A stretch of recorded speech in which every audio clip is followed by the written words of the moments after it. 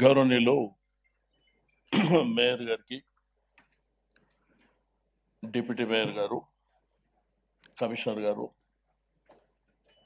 గౌరవ శాసనసభ్యులు, శాసన మండలి సభ్యులు, కార్పొరేటర్లకు అందరికీ, వివిధ పార్టీల కార్పొరేటర్లకు, అధికారులకు అందరికీ నమస్కారాలు. అయితే ఒక మేయర్ గారు మాట్లాడేటప్పుడు ఇది ఒక హిస్టారికల్ డే అని, భవిష్యత్తును దృష్టిలో ఉంచుకొని ఉన్న 150 డివిజన్లని 300 వరకు చేస్తున్నాం అనేటువంటి ఒక కార్యక్రమానికి శ్రీకారం చుట్టడం. దీంట్లో ప్రభుత్వం మంచి కార్యక్రమం చేసినప్పుడు మాకు ఎటువంటి అభ్యంతరం ఏమి ఉండదు.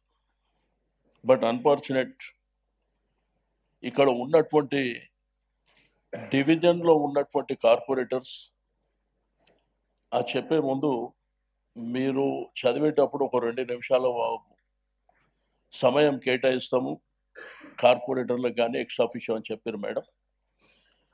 ఒక 15 నుంచి 20 నిమిషాలు వాళ్ళకి అవకాశం ఇవ్వాలి. ఎందుకంటే ఆ డివిజన్లో ఉన్నటువంటి ఇప్పుడు మారుతున్నటువంటి నీకు ఏరియాస్ కావచ్చు, పేర్లు కావచ్చు, వాళ్ళకి చెప్పుకోవడానికి అవకాశం.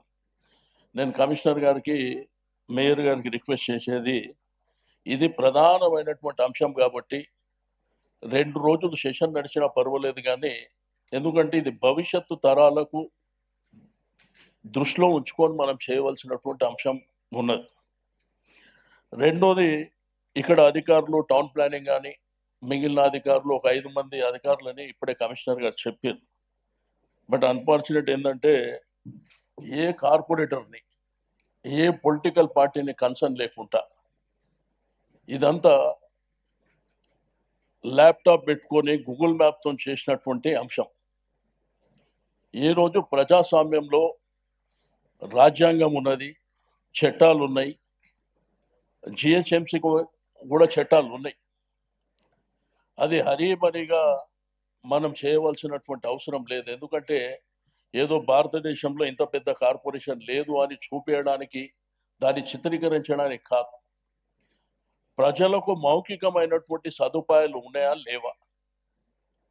రెండోది, 27 మున్సిపాలిటీసు, 3 కార్పొరేషన్లు, పంచాయతీలు కలిపినప్పుడు అక్కడ మనకు ప్రాపర్ ఇన్ఫ్రాస్ట్రక్చర్ ఉన్నదా లేదా అనేది ప్రధానంగా చూసుకోవాల్సినటువంటి అవసరం ఉంది.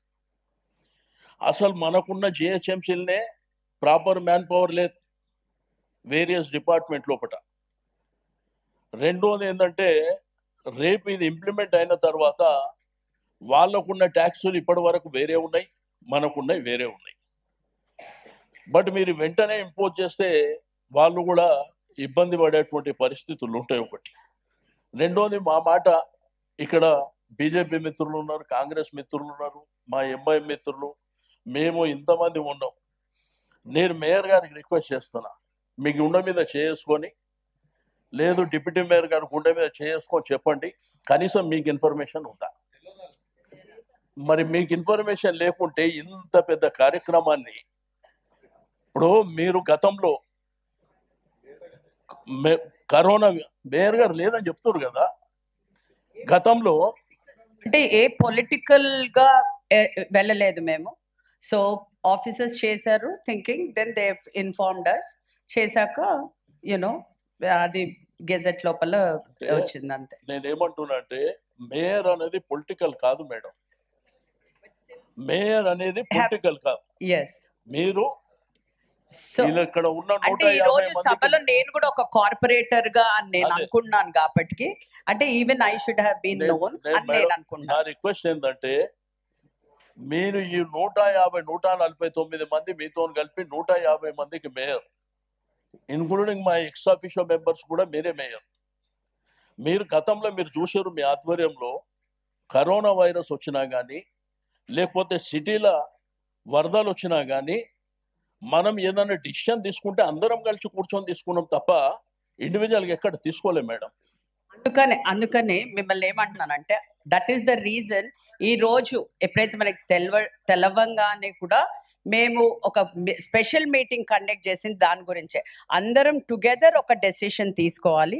ఎవ్రీ కార్పొరేటర్ని నేను అంటే గౌరవిస్తూ ఈ రోజు అందరి ఆవేదన కూడా మేము వినాలనేసే ఈ రోజు మీటింగ్ కండక్ట్ చేయడం జరిగింది.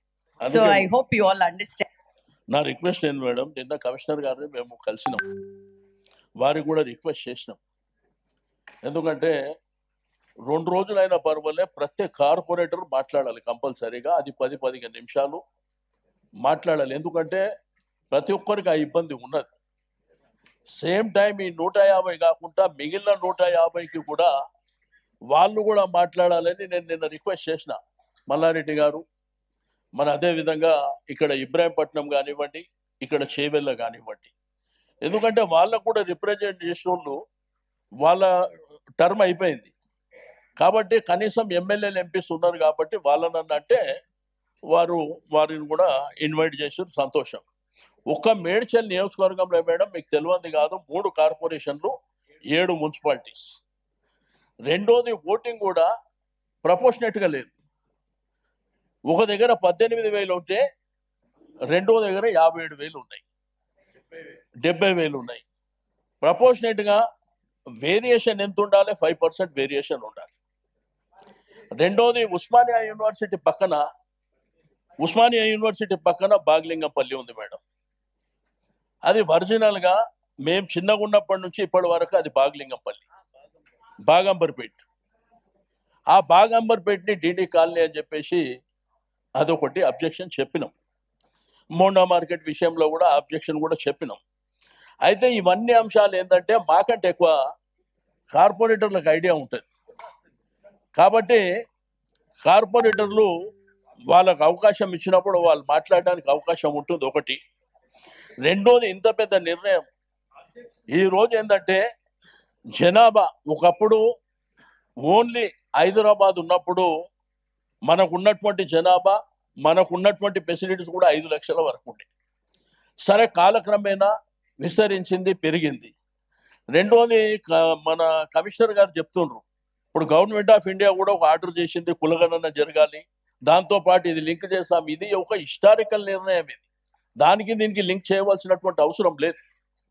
ఎందుకంటే బౌండరీస్ కూడా చాలా మారిపోయినాయి కాబట్టి రకరకాల అంశాలు. ఒకటి ఏంటంటే ప్రజాస్వామ్యం లోపల మనకు ప్రజలే ప్రధానమైనటువంటి. ఈరోజు బస్తీ సంఘాలు కానివ్వండి, కాలనీ అసోసియేషన్స్ కానివ్వండి, గేటెడ్ కమ్యూనిటీస్ కానివ్వండి, ఎవరిని కన్సల్ట్ చేయలే మేడం. రెండోది మా కార్పొరేటర్లు అందరూ ఏ పార్టీ అయినప్పటికీ వాళ్ళు అక్కడ ఉన్నటువంటి వార్డ్ ఆఫీస్కి పోయి వాళ్ళని అధికారులను అడుగుతా మాకేం తెలియదు అని చెప్పి వాళ్ళు చెప్తారు. మరి ఇదంతా వ్యవస్థ చేసేది ఎవరు? అక్కడ అధికారులు చేసినప్పుడు మరి వీళ్ళందరికీ. రెండోది మీరు లాస్ట్ టైం మొన్న మాట్లాడినప్పుడు మీరు రాత్రి వరకు ఉండండి, కార్యక్రమాలు జరిగే వరకు ఉండండి, నేను గుడ్ న్యూస్ చెప్తున్నా అని చెప్పారు. మీరు లాస్ట్ గుడ్ న్యూస్ చెప్పారు వాళ్ళకు 2 కోట్ల రూపాయలు. వాళ్ళకున్న టర్మ్ ఎంత మేడం? 2 నెలలు టర్మ్ ఉంది. ఇప్పుడు వాళ్ళు రిప్రజెంటేషన్ తీసుకొని ఎక్కడెక్కడ వర్కులు, వర్షాలు పడ్డాయి, రకరకాల ఇబ్బందులు ఉన్నాయి. వాళ్ళు ఇప్పుడు పోయి అడిగితే ఇన్ఛార్జ్ మినిస్టర్ సంతకం పెట్టాలంట. ఓకే, పెట్టిపోయండి. కానీ మరి వాళ్ళు ఎప్పుడు వాళ్ళకు లాస్ట్ అవకాశమే కదా. దాన్ని మళ్ళీ టెండర్ ప్రాసెస్ ఎప్పుడైతుంది, వాళ్ళ ఫౌండేషన్ ఎప్పుడు వేయాలి, ఇవన్నీ కూడా మీరు దృష్టిలో పెట్టుకోమని చెప్తున్నా. కాబట్టి నేను మీకు దయచేసి గవర్నమెంట్ ఎప్పుడైనా ఒక మంచి నిర్ణయం తీసుకుంటే మేము వెంటనే అపోజ్ చేయం అధ్యక్ష. వెంటనే అపోజ్ చేయవలసిన అవసరం కూడా మాకు లేదు. కానీ ఇక్కడ ఉన్నటువంటి ప్రజలని కాన్ఫిడెన్స్లోకి తీసుకుంటారా? ఒక్కొక్కరు 40, 50, 70,000 మెజార్టీతో గెలిచి 70,000 ఓట్లున్న ప్రాంతంలో గెలిచినటువంటి వ్యక్తులు వీళ్ళే కదా, ఇక్కడ ఉన్న వాళ్ళే కదా. మరి ఏ కార్పొరేటర్ అన్నా కన్సల్ట్ చేసిండ్రా? అది దయచేసి. కాబట్టి నేనేమంటున్నా అంటే ఇది అరీబరి చేయకండి. మీరు కావాలంటే ఒక నెల టైం ఇవ్వండి. నెల టైం ఇచ్చి అధికారులను కూడా ప్రజాప్రతినిధులతో పాటు అక్కడ ఉన్న బస్తీ సంఘాలు, గేటెడ్ కమ్యూనిటీ, కాలనీస్తోని ఫిజికల్గా వాళ్ళు సర్వే చేయమని చెప్పండి. అట్లయితే ఎవరికి ఇబ్బంది లేకుండా ఉంటుంది. కాబట్టి రెండోది నేను కమిషనర్ గారికి రిక్వెస్ట్ చేస్తున్నా, ఇవాళ రేపటికి కూడా మీరు పర్మిట్ చేయాలి మేడం. ఎందుకంటే అందరు మాట్లాడాలంటే అందరు మాట్లాడి ఇంట్రెస్ట్ ఉన్న వాళ్ళు ఆల్మోస్ట్ అందరు ఉన్నారు. బట్ అంతా అయిన తర్వాత ఓటింగ్ చేయాలని చెప్పేసి నా ప్రధానమైనటువంటి డిమాండ్. ఎందుకంటే అందరూ ఓటింగ్ చేసిన తర్వాతనే మీరు ఫార్వర్డ్ కావాల్సిందిగా నేను రిక్వెస్ట్ చేస్తా ఉన్నా. ఎందుకంటే ఇంతమంది అభిప్రాయాన్ని పక్కన పెట్టి మా ఇష్టానుసారం చేసుకుంటామంటే కూడా ప్రజాస్వామ్యంలో కరెక్ట్ కాదు అనేది నా అభిప్రాయం అని చెప్పి తెలియజేస్తూ నాకు ఇచ్చిన అవకాశానికి ధన్యవాదాలు. అంజలి.